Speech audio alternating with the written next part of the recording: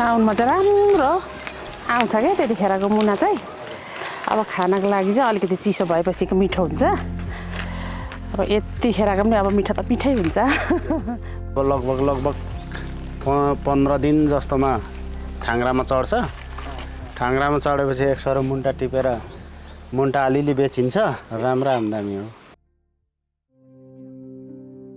धेरैलाई लाग्छ कृषिमा दुःख छ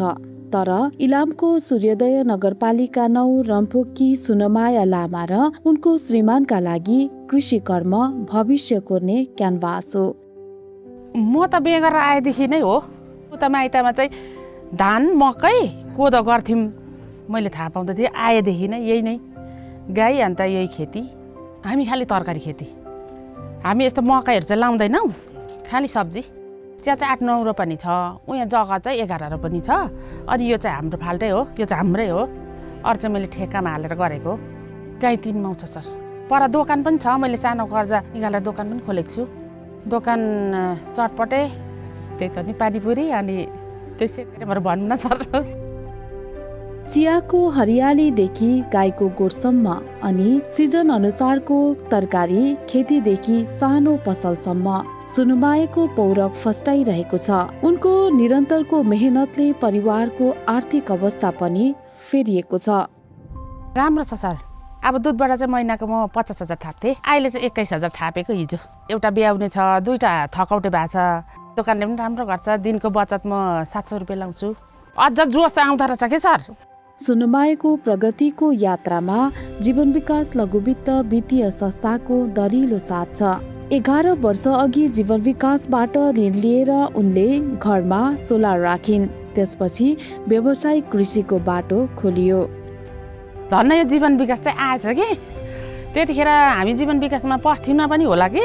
नानीहरू पढ्नु पर्ने जहिले लोड सेटिङ हुने अनि त्यो जीवन विकासले चाहिँ सोलर दिँदैछ अरे भन्दाखेरि चाहिँ हामी पसेर तत्कालै निकालेको हजुर अनि राम्रो लाग्छ मलाई यो जीवन विकासले साह्रै अब फापेकै त होला नि त्यहीबाट मैले फर्स्टचोटि अब सोलर निकालेँ सेकेन्डचोटि गाई किनेँ त्यहाँबाट बिस्तारै यसरी ठेकापात लाएँ हो अब यो शिक्षा ऋण होइ पनि मागेँ मैले अनि अलिअलि निकालेर नानी पढाएँ अहिले नानीहरूले सबैले अब अलिअलि जागिर खान थाले भनौँ न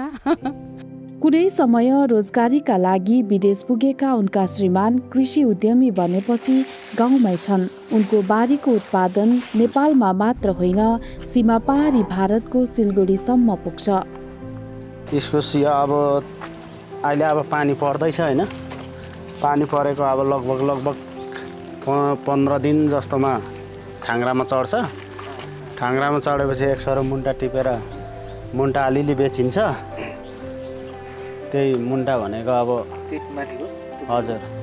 अन्त त्यो बेचिसकेर अनि त्यहाँदेखिको छोडेको मुन्टाले चाहिँ फल्नु आम्दानी दिन्छ भनौँ न 8-10 हजारको चाहिँ मुन्टा बेचिन्छ भनौँ न अब मुन्टाहरू भनेपछि अब यहाँ माथि यो चढिसकेपछि त एक सरो त सबै टिप्नुपर्छ अब हाम्रो इस्कुस भनेको माथि अब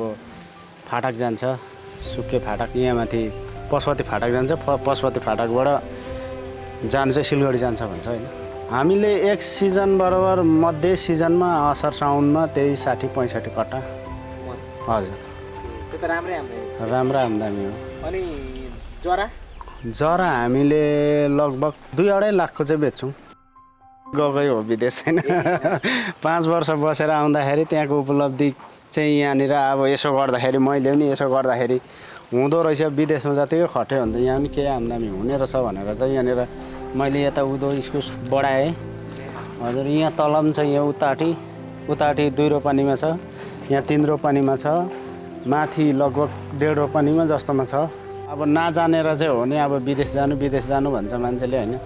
विदेश गएर चाहिँ खासै उपलब्धि नहुने रहेछ अब यहाँनिर आफ्नै ठाउँमा बसेर केही गर्नु चाहिँ राम्रो हुने रहेछ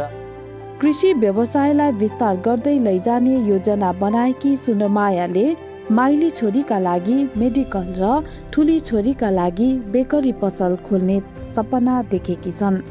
नानीहरूले पनि बुझेको छ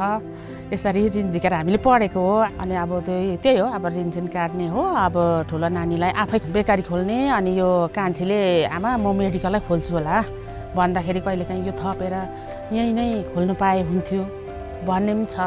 अब यहीँ परतिर हेल्पपोस्ट छ नि त आँट पनि आउँछ अब नानीहरूले अब त सहयोग गर्नु थाल्यो नि त